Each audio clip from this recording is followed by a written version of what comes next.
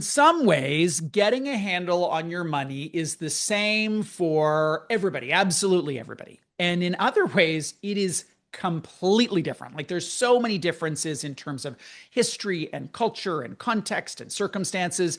And that is certainly the case for Indigenous people and their communities, given the history and the culture of those communities in Canada over long periods of time. There is a really interesting new resource out there to support Indigenous communities. It is a function of a number of different organizations: Prosper Canada, the Aboriginal Financial Officers Association of Canada, and our guest, Simon Brascoupé of Kitigan, Zibi, Anishinabeg, created this resource called Braiding Mind, Body, and Spirit, a financial wellness bundle. Simon joins us from Ottawa to talk about that today. Hello there. Great way. How are you? I am well, thank you. Give us some background here on the idea. We have talked on this program before, you and I, about personal finance, money, and Indigenous communities, but this is a really tangible thing with a lot of great insight. How did it come to be?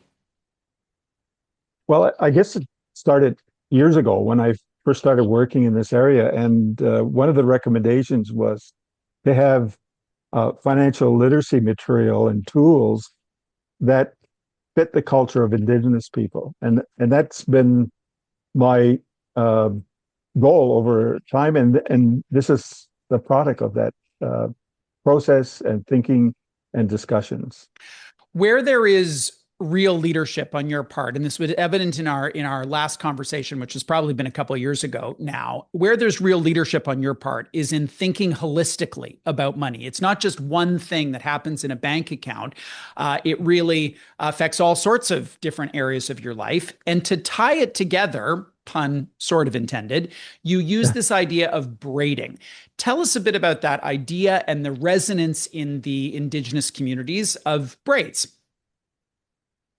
So there's a story that goes throughout the bundle, and the story is about my mother who just turned 99, and one of my daughters, Sarah, one of my oldest daughter, and she'd be braiding her hair and often telling stories, and so teachings get passed on intergenerationally like that, and we. In the last few years, we've had this idea of braiding, and that it's bringing uh, Indigenous, Canadian, and braiding that together into another strand, which is this sort of idea of two-eyed seeing that I think many listeners may have heard about. But the braiding mind, body, and spirit, the mind is what are the tools that we need to know in order to manage our monies really well, like budgeting and that type. Having opening a bank account, and then the body is how do we protect ourselves. So a lot of times when people receive lump sum payments or per capita um, contributions or settlement money, there's a lot of people wanting a piece of that action. And so, how do we protect ourselves, or how do we enable community members, friends, and family to protect themselves?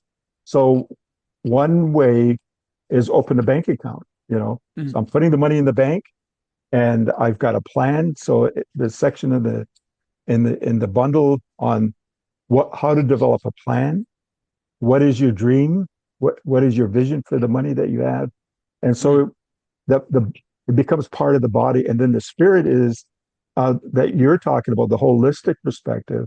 How do we bring our teachings to enable us to spend that money wisely and to live well with that money?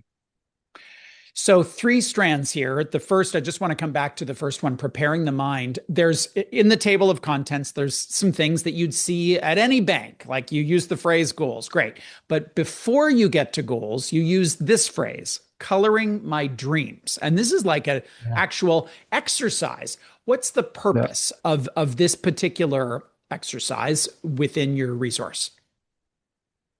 So the idea is to have an interactive bundle Mm. where people can, and it's a picture of a person, and you don't know if they're male or female, and they've got a braid down their back, and you're thinking about, I'm about to receive $10,000 or $5,000.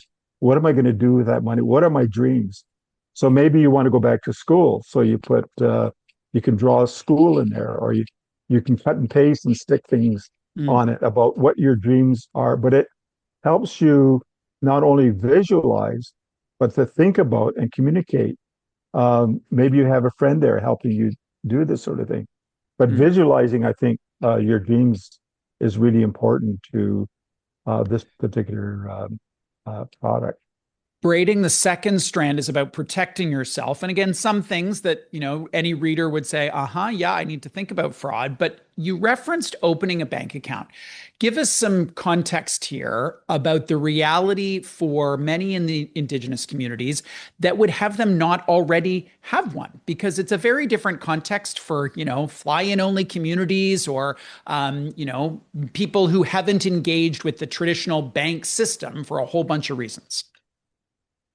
Well, a lot of communities, I think in Ontario, there's probably three or four First Nations communities that have a bank. So the banks aren't readily available. So a lot of people may not have a bank account. So, but opening a bank account to hold a substantial amount of money is a good first step.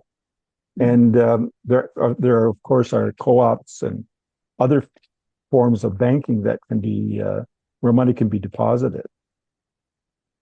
The third strand, supporting health and well-being, and you use a phrase that I don't think I've ever seen before: understanding sudden wealth syndrome. What is sudden wealth syndrome, and what does it mean in this context? Well, it's a key concept throughout the bundle, and sudden wealth syndrome is you get a lot of money, and some people feel guilty about having come into a lot of money. So you feel all that stress and the difficulties that come with a lot of money. So it's like, well, we always read about people winning $1 million and they spend it all. It gets spent within weeks or years. And I always quote the National Football League players 3 years after they retire, they're broke. You know, Yeah. so it isn't just football players, but it's a lot of people.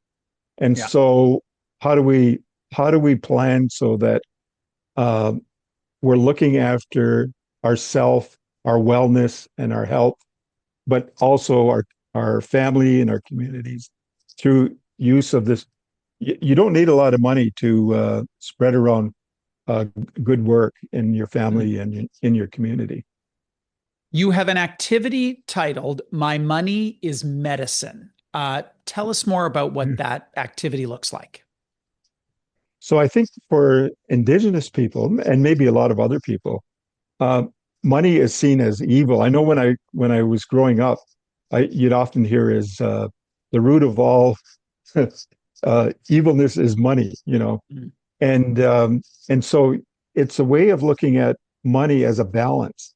So money can be used for good or money can be used for bad, and and what this does is it tries to find a balance in the individual who's using this tool to find a way.